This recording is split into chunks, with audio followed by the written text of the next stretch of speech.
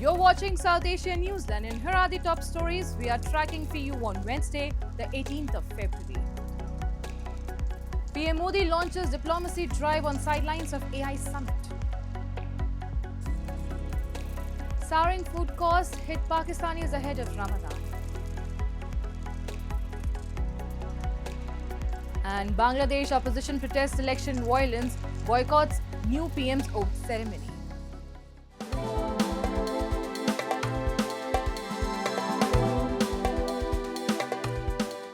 And now for all the details.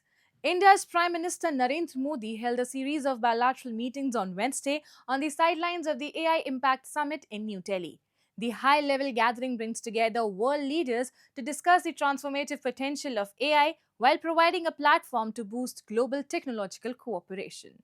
India's Prime Minister Narendra Modi on Wednesday launched an intensive diplomatic outreach on the sidelines of the AI Impact Summit in New Delhi, as global leaders gathered to discuss the transformative potential of artificial intelligence and strengthen technological cooperation. In his meeting with Google CEO Sundar Pichai, discussions focused on India's expanding AI ecosystem and potential collaboration with Google to support Indian students and professionals. Modi also held bilateral talks with Spanish President Pedro Sánchez, discussing defense, security and technology cooperation.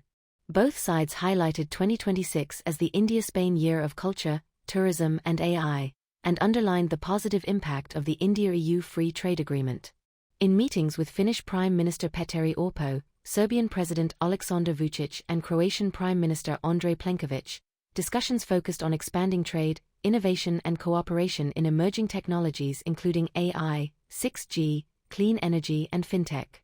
Modi also interacted with Estonian President Ala Karis, Bhutanese Prime Minister Tshering Tobgay and Kazakh Prime Minister Alzaz Bektanov, reinforcing India's push to position itself at the center of global AI dialogue and strategic partnerships.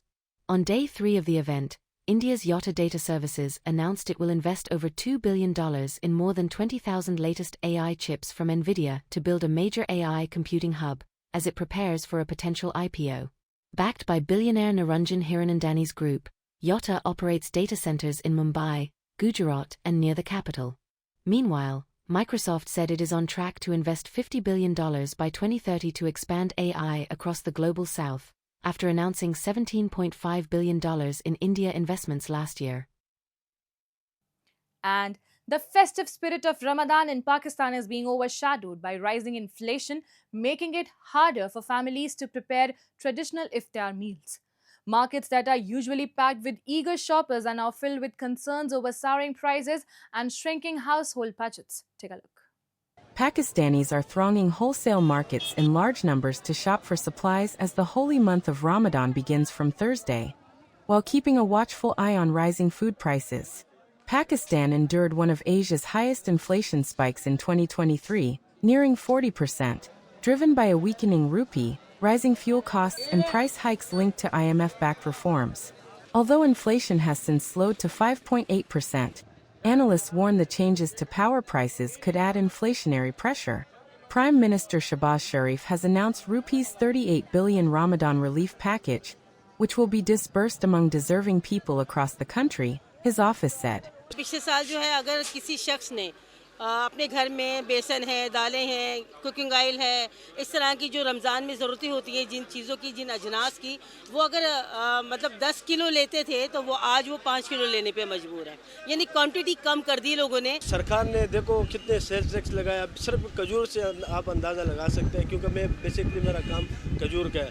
यानी जिस container का हम लोग देते थे 1,30,000, ठीक है, तो आप अंदाज़ा लगाए वो जो टैक्स है वो 8 लाख पे एक कंटेनर पे पहुंच गया। Pakistan has proposed a tariff overhaul as it seeks to meet conditions under its $7 billion IMF Extended Fund facility.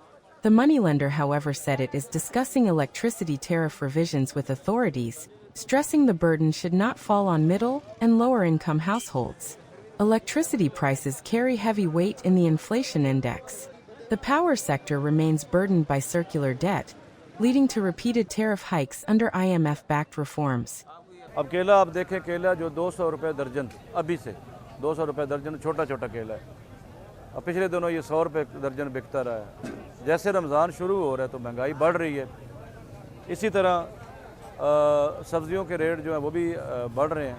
Ramadan, the holiest month in the Islamic calendar, is observed by millions of Muslims in Pakistan, where more than 90% of the country's 240 million people fast from dawn to sunset.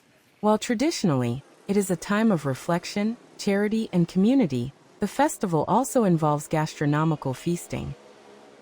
And in a Saudi Arabia mediated move, Afghanistan's Taliban authorities have released 3 Pakistani soldiers captured during border clashes in October. Taliban spokesman Zabihullah Mujahid said the soldiers detained on October 12 were handed over to a Saudi delegation in Kabul. He described the release as part of the Taliban-led government's policy of maintaining positive relations with all countries and said it came ahead of the holy month of Ramadan, following a request from what he called the brotherly country of Saudi Arabia. The development follows the deadliest cross-border fighting since the Taliban returned to power in 2021. Although both sides agreed to a fragile ceasefire, tensions persist, with Islamabad accusing Kabul of sheltering anti-Pakistan militants, a charge the Taliban denies. Meanwhile, in Pakistan's Bajaur district, militants rammed an explosives-laden vehicle into an army checkpoint, killing 11 security personnel and the child. The military said 12 attackers were killed. The Tehreek-e-Taliban Pakistan claimed responsibility. The attack underscores a surge in violence days after a mosque bombing in Islamabad killed over 30 people claimed by the Islamic State group. Pakistan has blamed an Afghan mastermind was behind the mosque blast. And Bangladesh opposition, the Jamaat-e-Islami staged protests in Dhaka as Tariq Rahman was sworn in as Prime Minister on Tuesday, carrying banners and placards while demanding accountability for what they described as election-related violence. We have a report. Around 4,000 members of Bangladesh's opposition Jamaat-e-Islami and its allies staged a protest in Dhaka on Monday evening, carrying banners and placards while demanding accountability for what they described as election-related violence. Despite the demonstration, Jamaat's members-elect of parliament took their oaths earlier on Tuesday. Jamaat, its allies, and the National Citizen Party boycotted the ceremony after BNP rejected the interim government's request for its lawmakers to take an additional oath under the proposed Constitution Reform Council, which aims to amend the Constitution following the referendum held alongside the national election. Bangladesh swore in its new Prime Minister Tariq Rahman on Tuesday, marking the Bangladesh Nationalist Party's BNP sweeping win after last week's landslide election victory. The BNP-led alliance secured more than 200 of the 297 contested seats in the national elections, while Jamaat claimed slightly over 70, forming a significant bloc in the newly constituted parliament. Meanwhile, as a step toward improving bilateral relations, India's Lok Sabha Speaker, Om Birla, attended the swearing-in ceremony in Dhaka and conveyed a personal invitation from India's Prime Minister Narendra Modi for the new Bangladeshi premier to visit India at the earliest convenience. It depends upon the BNP and Tariq Rahman how he is able to manage the domestic politics ahead, but it could see some strong protests and opposition to his rule, though he has come in with a thumping majority. And one key litmus test for him will be his policies towards India. And Nepal and India on Tuesday signed an agreement on mutual legal assistance in criminal matters, formalizing cooperation in criminal investigations and judicial proceedings after years of negotiations. The agreement was signed by Nepal's Joint Secretary Binod Kumar Bhattarai and India's ambassador to Nepal Naveen Srivastava in the presence of Law Minister Anil Kumar Sinha and other officials in Kathmandu. The pact will enable evidence sharing, information exchange, and coordination between law enforcement and judicial authorities in cross-border cases. It will come into force after both sides notified through diplomatic channels. Officials say the framework will strengthen action against terrorism, human and drug trafficking, financial crimes, cybercrime, and organized crime. Officials say the framework will strengthen action against terrorism, human and drug trafficking, financial crimes, cybercrime, and organized crime.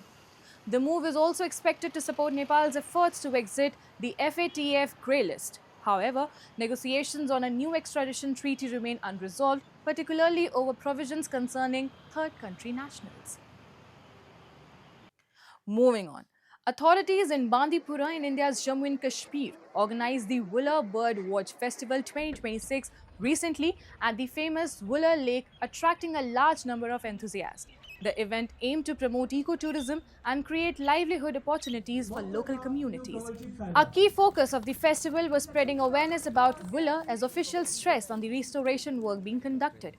The campaign aims to highlight its importance not only for livelihood generation and flood mitigation, but also its historical significance in Kashmir.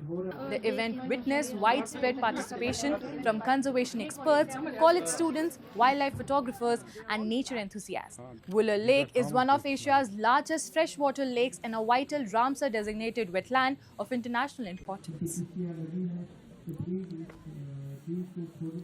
का main purpose livelihood generation है और जिसमें कि district administration ये चाहते हैं along with वुकमा हम ये चाहते हैं कि वुलर की जो इज्जत है वो बरकरार रहे, वुलर को हम बेइज्जत ना करें।